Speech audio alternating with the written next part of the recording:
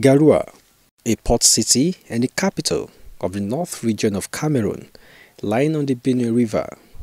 It borders Yola, the capital city of Adamawa State, Nigeria, with 171.1 kilometers, equivalent of almost a 5-hour road journey from Yola city. 3 languages are dominant here: French, Hausa, and Fulfulde. Historically, GAROUA was established by the Fulani Emir Modibo Adama in the first half of the 19th century, and to date, about 80% of its inhabitants are Fulani and Hausa, and quite a number are Nigerians. One of such is this 22-year-old Kano-born fashion designer who relocated to GAROUA last year to eke out a living. The business here is very good. We thank God there is so much business here you can do, and you can earn something for your better life. Yes, I visit Nigeria like 1 month or 2 months. I visit my family and see them. Yes, I can marry Cameroon girl because they are so beautiful and they have a good behavior. What about Abdurrahman Issa, a motorcyclist, also from the northern part of Nigeria? We have been living and working here over the years, and at a point in time, I was in Maiduguri, but left there in fear of attack.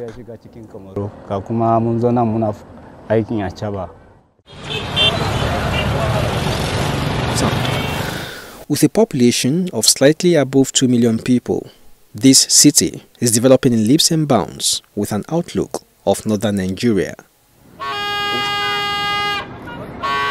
Coincidentally, the newly renovated Rumde Ajah Stadium in GAROUA hosted the Group D matches of the ongoing 2021 African Cup of Nations, where the Super Eagles of Nigeria belonged. Automatically, this developing city became a temporary home for Nigeria, Egypt, Guinea-Bissau, and Sudan, and all of their mammoth supporters and journalists.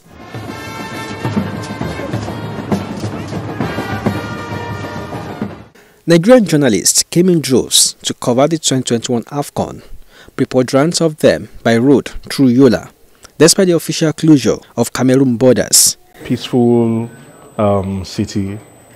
For those of us that live in Lagos, do everything in Lagos. Being in a city whereby you do not even see anything close to a hold up, it's a reprieve.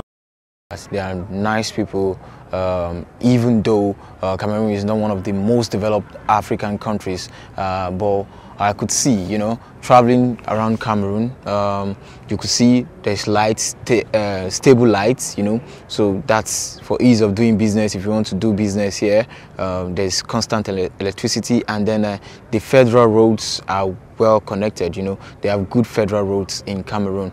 How much of culture shock came to play? Yeah, the language barrier has been a huge problem for me. There was a day I stayed 15 minutes on the road trying to describe the stadium to the bikeman. I had to bring out a paper and biro. I drew a post, I drew a ball, and the player still didn't understand it. It took me time to get someone who can at least speak English to explain to him. You go to the market, it's also the same thing.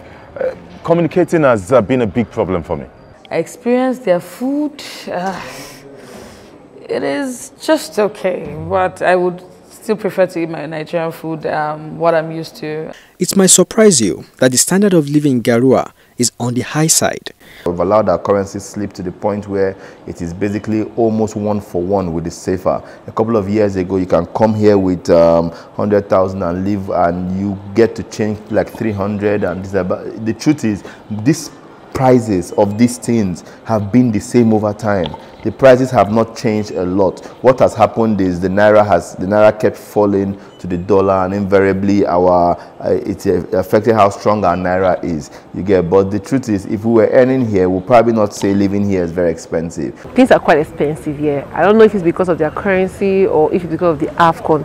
But I think it's because of the currency, because if you look at it, they have 10,000 francs, and when I first came here, I was quite surprised, like which country has that kind of heavy denomination in one note. So you get to buy things and they're so expensive, the accommodation is expensive, everything is expensive here. Covering a sport event in a pandemic era is not the easiest. COVID-19 tests before the start of each match for spectators and accredited journalists could be agonizing. I'm getting used to it because this is the 5th time I'm doing the COVID test, so I'm used to it. It can be painful, but there's nothing we can do because without the test, you can't get into the stadium. I don't want to experience this again in the future, as in coming to cover a tournament like the African Cup of Nations. I had a terrible experience here prior to the Egypt game when I said I tested positive. So I requested for the second test and it was negative. So since then, it has been negative. Well, the economic benefits of an event like this, the African Cup of Nations, are quite enormous because this period, Cameroonians are doing business, making more money because there are many foreigners in their country. Some Nigerians are also using this avenue, this opportunity to also do business, perhaps because of the proximity of Cameroon to Nigeria. And one of such Nigerians is a 65-year-old man, Pa Emmanuel Aju, who is here selling Nigerian food. Behind me is that makeshift eatery where many Nigerians do come here, to eat, especially those that are yet to adapt to the Cameroonian food. They come here to eat. I came with 100 pieces of Nigeria jersey, and also inclusive with Nigeria flag and Nigeria attires. I think the first match of Nigeria,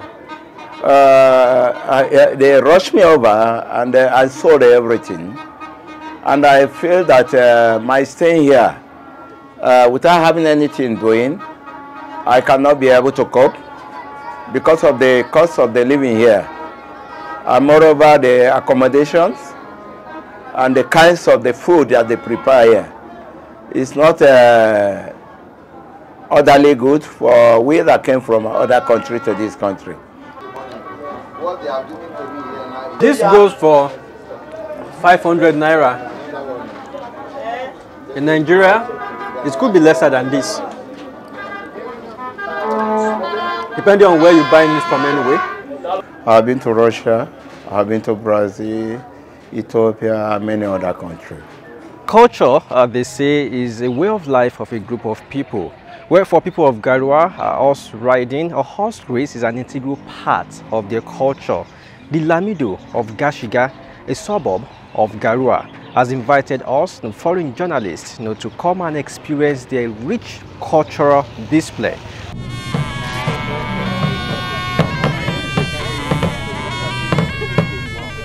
Off we went to Gashiga. Expectations were heightened as regards the horse festival.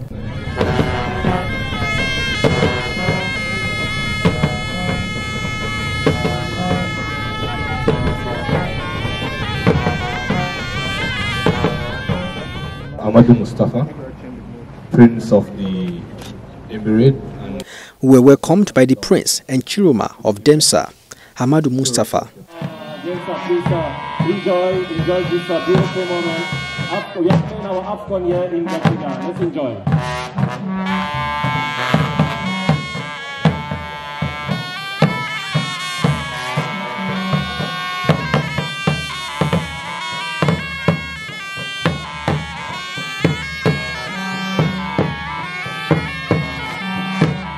Gashiga specifically, it's a horse emirate because of horses that we are here today. They are the ones which helped our forefathers to come here. So even GAROUA does the same thing. We share the same history. We thought there was no other way for us to celebrate this tournament holding in Cameroon because no one believed this tournament was going to hold. There was no other way for us to celebrate it other than the horse.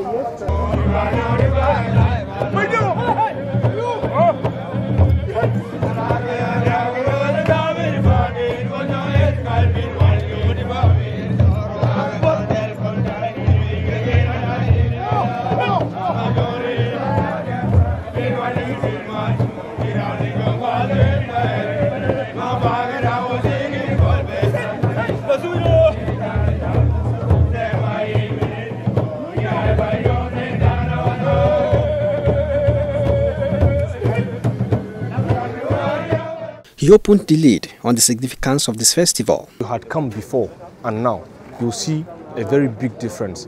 It has brought about roads, hotels. It has brought about many developments such as economic growth from the people. People have built restaurants and so many things that they could at least benefit from this tournament.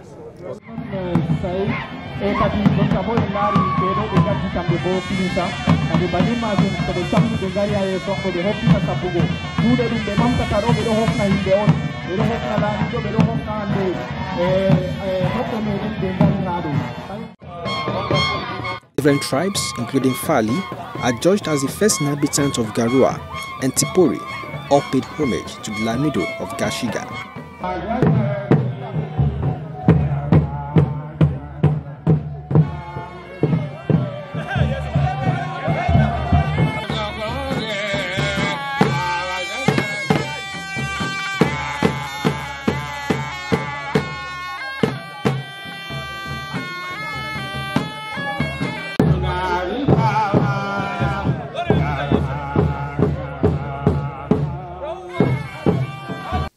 Cotton Sport Football Club, based in GAROUA, was not left out in identifying with the culture. I'm so happy because, you know, if you travel, you will see many things. So today, I'm aware again that we have another culture in Africa. Well, it's been a case of different strokes, you know, for different folks. You know, for some people, it's been a bitter experience, while for others, a bitter-sweet experience. But one thing is constant: the people of GAROUA, they have benefited greatly, you know, from this tournament, culturally, socially, developmentally, in fact, infrastructurally. Hotels were built just for this tournament. Roads, new roads were constructed. Roads were rehabilitated. Yes, and for the traders, they sold a lot, accommodating Nigerians. They really made a whole lot of money. So this has been my GAROUA experience, and it's been Moses Ojewumi reporting from Cameroon for Ogun State Television.